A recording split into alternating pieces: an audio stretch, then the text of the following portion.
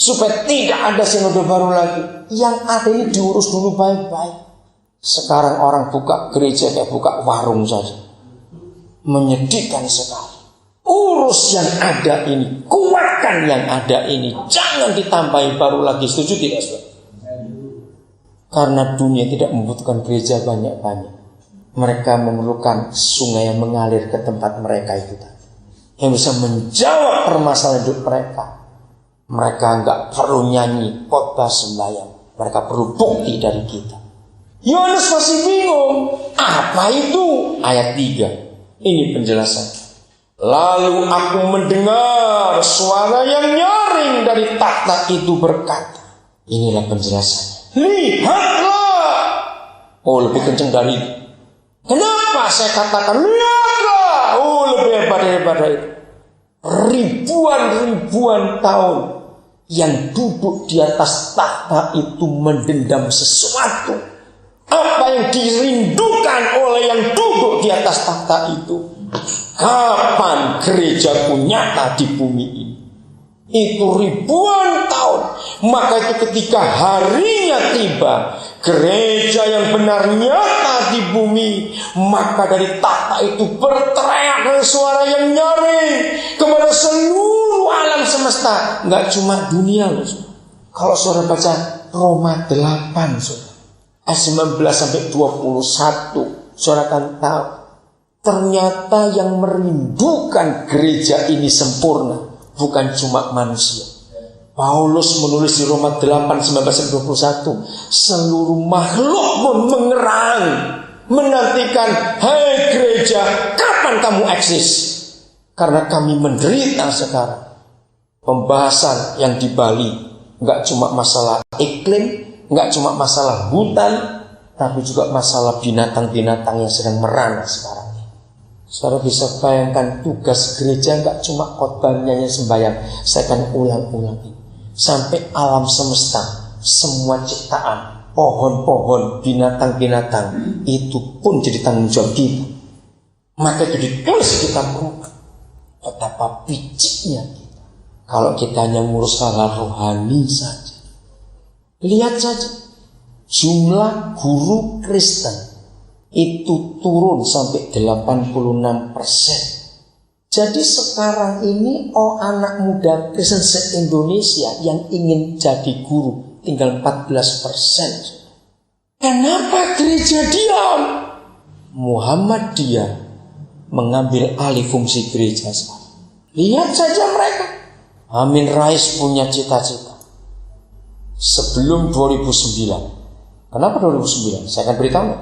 Di seluruh ibu kota provinsi di Indonesia sudah harus ada sekolah Muhammadiyah dari TK sampai universitas yang terbaik. Dan di kompleks sekolah kami harus ada rumah sakit Islam yang terbaik. Sebab Muhammadiyah belajar dari Kristen dan Katolik. Dan sekarang sudah terjadi. Pertama kali saya ke Nias tahun 2004 yang lalu. 2004 ya, saya kaget. Di tengah kota Nias, di depan katedral Katolik, ada sekolah Yabis. Itu daerah Kristen. Lalu saya tanya pada seorang pendeta yang antara kami, tahun berapa mereka ada di sini? Kan daerah Kristen. Apa kerjanya gereja? Di Nias lebih gila lagi perpecahan gereja. Saya belum pernah melihat di daerah manapun segila orang Nias kalau pecah gerejanya. Ngeri sekali. Roh iri hati orang Nias dihancurkan betul. Lalu pendeta ini berkata, Bapak lihat aja sengnya. Saya pertama nggak ngerti ada apa sengnya Pak. Nggak, masa Bapak nggak tahu? Kalau saya sudah marah seperti itu, ini sudah lebih 30 tahun di sini. Hebat visi mereka. Tahun 70-an Muhammadiyah sudah sekolah yang hebat di Gunung Sitoli.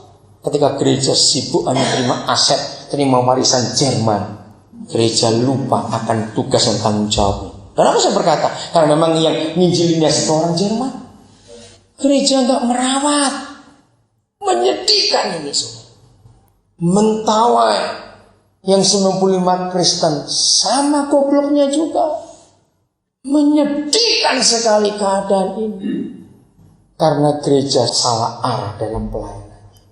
Jadi ketika gereja yang benar, yang surga rindukan ribuan tahun yang lalu, nyata hari itu, maka dari takhta itu teriak, lihatlah! Dia berteriak kepada seluruh alam semesta, lihatlah!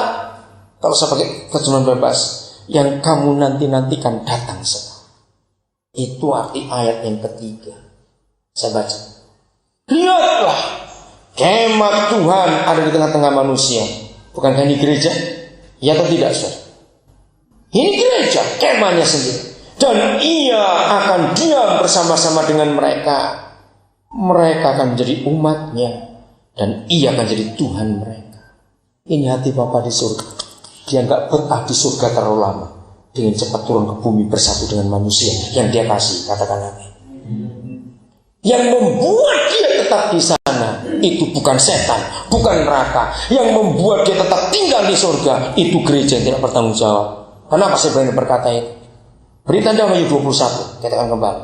Lihat dulu Kisah Rasul 3:21. Coba lihat Kisah Rasul 3:21. Mengapa Tuhan tertahan di surga sampai hari ini tidak turun-turun, padahal hatinya rindu untuk turun? Ayo kita lihat. Kristus itu, kalimat berikutnya apa? Ayo baca. Kristus itu bagaimana? Harus. Nah, kata harus ini kita perlu cari. Kalau ada kata harus, berarti ada yang memerintah, atau ada yang menahan, atau yang mengharuskan. Kisah Rasul 3:21. Kristus itu harus tinggal di surga. Sampai kapan? Nah, ini yang menyebabkan dia tidak datang-datang. Sampai diapakan? Dibolehkannya berapa hal? Segala suatu hal apa itu? Seperti yang difirmankan siapa? Para nabi yang kudus di zaman dahulu.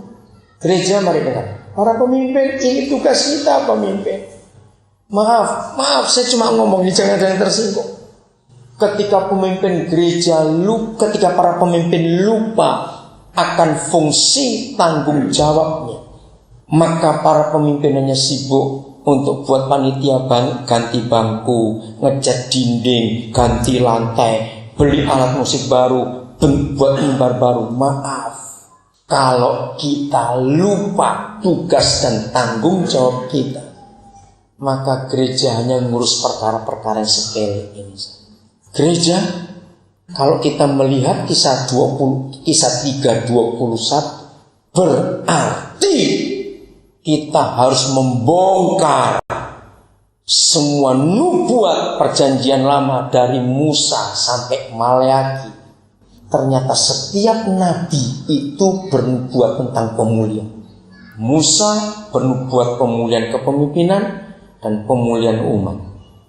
Nanti lihat, Amos bernubuat untuk pemulihan apa? Mika bernubuat untuk pemulihan pondok Daud. Maleakhi bernubuat untuk pemulihan hati ayah kepada anak dan imam. Nanti Nehemia bernubuat untuk pemulihan apa?